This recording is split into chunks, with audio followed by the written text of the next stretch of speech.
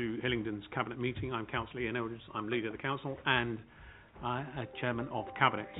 No members of the public present, so we'll get straight into the meeting, other than to remind colleagues and others, officers in the room, to make sure their phones are please turned to silent.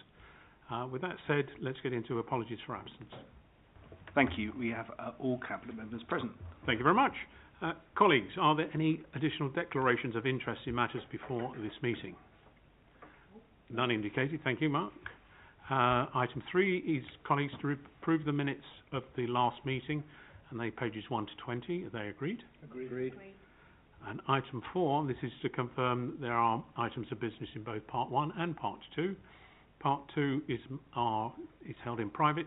These are matters typically around contractual, and that is the case tonight. We have a single item in that, but there's also a short report about it, which I will speak about later.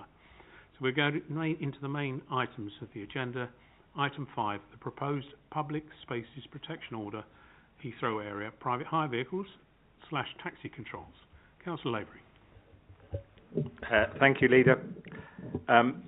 The report before Cabinet tonight details the results of the consultation into the proposed Public Spaces Protection Order for the Heathrow area, which is the wards of Heathrow villages, West Drayton and Penkwell, to impose controls on private hire vehicles. This has been a long-standing problem given the proximity of these wards to the airport and the antisocial behaviour that is associated with some drivers of these vehicles. The report before us tonight gives the results of the public consultation we've carried out and shows strong support for controls. There were 356 responses from residents, in addition to responses from businesses and students, and in addition to responses from official bodies such as Heathrow. We have the key difference with this order is that rather than parking controls, the offence will be to be a private hire vehicle in the area unless you have a fare to pick up or unless you are resident in that area. So if you are waiting outside the airport, you will have committed the offence. We also will be using powers to target these at the registered owner of the vehicle. Therefore, if you drive off having been spotted, you will still be sent the notice. It is intended to enforce this by means of camera technology of various types as the most effective way of capturing this evidence and then charging the relevant taxi drivers. There are 3 recommendations in the report: is to consider the results of the consultation, note the Equalities Impact Assessment, and approve the order with effect from the 1st of February. The purpose of this, to be absolutely clear, is to deal with the antisocial behaviour and the issue these are creating. It may well generate some fine income, but that is not the purpose behind it. It is to actually deal with the problem. We will be embarking on a short period of intense publicity when this goes live to persuade individuals, if you like, to amend their behaviour and go elsewhere. And we hope that this will be another method of dealing with this problem, which has grown in recent years and is a definite nuisance to those who live in this part of the world. So with that, I move the 3 recommendations in the report. Thank you very much, Councillor Lavery. I know from my own email inbox the extent to which these waiting vehicles, waiting private hire drivers, are causing a problem down there. And it isn't just the fact that these are cars waiting in the street blocking other people. It is the litter nuisance. In fact, the fact that some of these drivers use hedges and walls and people's front gardens as toilets is not acceptable, and that is why I'm delighted that this is being brought in, and I thank you very much for having driven this to this place. Colleagues, are the 3 recommendations agreed? Agreed. Thank you. Agenda item 6 is the review of the General Public Spaces Protection Order. Councillor Lavery again. Thank you, Leader. This is a partial review. In the last Public Spaces Protection Order, we had prohibitions on the use of amplification equipment in town centres. This has been challenged legally, and the strong advice we have from Council is that we would struggle to defend the challenge. We are therefore going out to consultation to amend the existing Public Spaces Protection Order to remove this requirement, but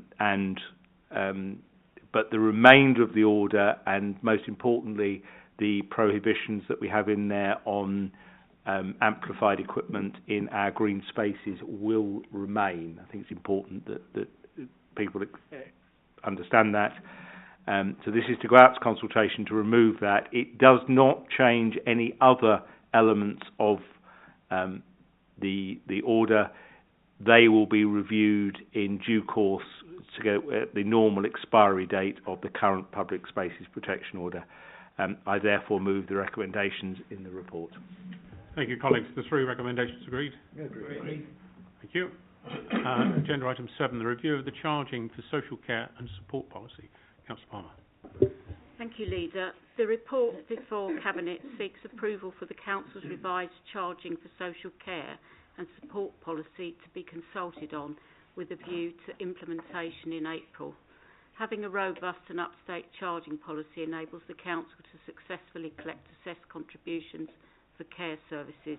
The updated policy proposes applying a care arrangement fee to residents funding their own care, which will take 2 forms, an annual set-up fee and a yearly admin cost after that to cover the cost of arranging, and it's anticipated that it will generate a new income stream.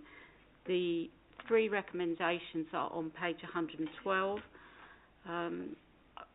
The recommendations are that the approval for consultation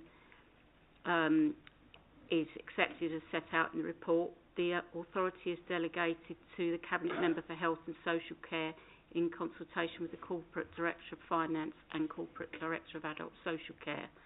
And if agreed, the policy and reviews are reviewed annually as part of that Council's wider review of fees.